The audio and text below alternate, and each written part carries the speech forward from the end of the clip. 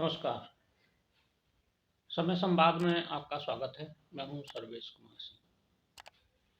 राहुल गांधी न्याय यात्रा पर निकले हुए। न्याय यात्रा 14 जनवरी को शुरू हुई और कल यानी कि 18 जनवरी को यात्रा मणिपुर से नागालैंड होते हुए असम पहुंच गई। और असम आते आते यात्रा जो भारत जोड़ो न्याय यात्रा के नाम से निकाली जा रही है, वो न्याय यात्रा विवाद यात्रा में बदलती जा रही है। राहुल गांधी लगातार अपनी यात्रा में दो बातें तो लगातार कह रहे हैं। एक तो राम मंदिर पर वो अपनी पार्टी का पक्ष रख रहे हैं और उसे पॉलिटिकल इवेंट बताते हैं, आरएसएस बीजेपी का कार्यक्रम बताते हैं। हर कार्यक्रम में वो जहां भी उनकी सभा होती है राम मंदिर का जिक्र जरूर करते हैं। दूसरे, आरएसएस बीजेपी की आलोचना करना तो उनका एक तरह से धर्म है, वो उसका निर्वहन कर रहे हैं। लेकिन जो हाल में एक नया विवाद खड़ा हुआ वो कल असम के जोरहाट जिले में पहुंचने पर हुआ। न्याय यात्रा जब जोरहाट में पहुंची थी परसों, कल नहीं परसों, तो जोरहाट में उनकी यात्रा जोरहाट शहर में निकल रही थी तो अचानक न्याय यात्रा का उन्होंने या उनके आयोजकों ने कहा जाए यात्रा का रास्ता बदल दिया। और इस यात्रा का रास्ता बदलने से वहाँ जिस रास्ते पर गई वो निर्धारित रास्ता नहीं था, निर्धारित रूट नहीं था जो प्रशासन के साथ सहमति के बाद तय हुआ था। वहाँ बाजार था और उसमें भगदड़ मची। इस भगदड़ से कई लोग चोटिल भी हो गए।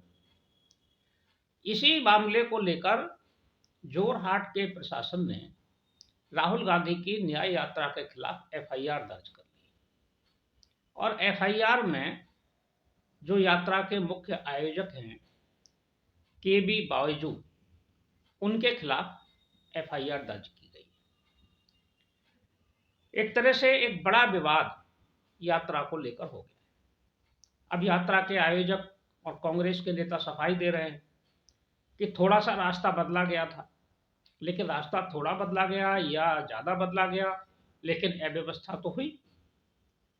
और एक इतने बड़े नेता और देश की राष्ट्रीय पार्टी के नेता जब यात्रा पर हों और उनको पुलिस और प्रशासन की तरफ से, सुरक्षा एजेंसियों की तरफ से उच्च श्रेणी की सुरक्षा व्यवस्था मुहैया कराई गई हो, वो एक सिक्योरिटी कवर में रहते हों, ऐसे में यात्रा का निर्धारित मार्ग बदलना ये सुरक्षा व्यवस्था के साथ तो खिलवाड़ है ही, एक इतने बड़े नेता के साथ भी उनके सुरक्षा के लिए भी चिंताजनक है। जो लोग भी इस यात्रा को निर्धारित रूट से मोड़कर दूसरे रूट पर ले गए, उन्होंने राहुल गांधी की सुरक्षा के साथ भी खिलवाड़ किया है।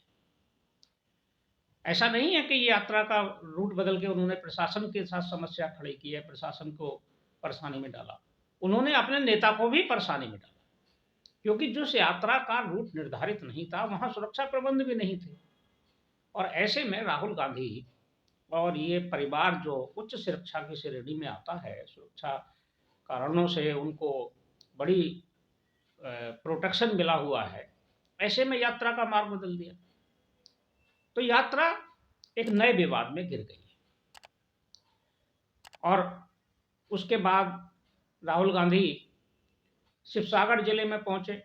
शिवसागर जिले में उन्होंने वहां असम के मुख्यमंत्री पर निशाना साधा और असम के मुख्यमंत्री को कहा कि वो भारत के सबसे भ्रष्टतम मुख्यमंत्रियों में से एक, सबसे ज्यादा भ्रष्ट मुख्यमंत्री अगर कोई है तो वो विश्वदेव शर्मा है।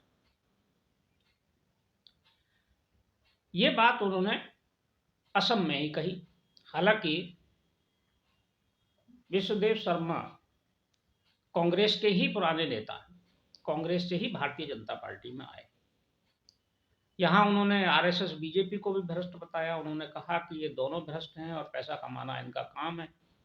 ये राजनीतिक आरोप हैं, तो लगाते लगते रहते हैं और लगाते रहते हैं नेता एक दूसरे पर। लेकिन गंभीर मुद्दा ये है कि जो उन्होंने सुरक्षा का उल्लंघन किया, सुरक्षा प्रबंधों का, और यात्रा का रूट बदल दिया। नए विवाद में एक के बाद एक उलझते जा रही है राहुल गांधी की न्याय यात्रा। अभी कुछ दिन पहले ही उन्होंने, जब यात्रा शुरू हुई 14 तारीख को, तो 15 तारीख को ही अगले दिन वो नागालैंड में थे, वहां उन्होंने राम मंदिर पर बयान दिया था। अब उन्होंने ये इस तरह का बयान दे दिया है। तो राहुल गांधी विवादों से अपनी यात्रा को बचा नहीं पा रहे। अगर वो बचा पाए तो यात्रा का कुछ लाभ हो सकता है। कांग्रेस को खड़ा करने में यात्रा सहयोगी हो सकती है, लेकिन एक के बाद एक विवाद से जुड़ जाना ये राहुल गांधी की नीति बन गई है। और कांग्रेस जितना आगे बढ़ती है उतना ही 4 कदम आगे बढ़ती है तो 6 कदम पीछे हट जाती है। ये यात्रा का परिणाम होता है। लेकिन देखते हैं, अभी यात्रा अब आगे बढ़ेगी और यात्रा जब उत्तर प्रदेश में आएगी, बंगाल में जाएगी, बिहार में जाएगी, तब वहाँ यात्रा पर कैसा माहौल रहता है और यात्रा में राहुल गांधी क्या बोलते हैं इन राज्यों में, ये इन सब चीज़ों पर निर्भर करेगा कि वहाँ का माहौल कैसा है और राहुल गांधी के रणनीतिकार और राहुल गांधी के सलाहकार उन्हें क्या सलाह देते हैं। क्या सही दिशा में यात्रा चल रही है या जो उनका निर्धारित उद्देश्य है उस पर वो आगे बढ़ रही है, ये समय ही बताएगा। समय संवाद में आज बस इतना ही। कल फिर मिलेंगे किसी एक खास विषय के साथ। तब तक के लिए मैं सर्वेश कुमार सिंह आपसे विदा लेता हूँ। नमस्कार।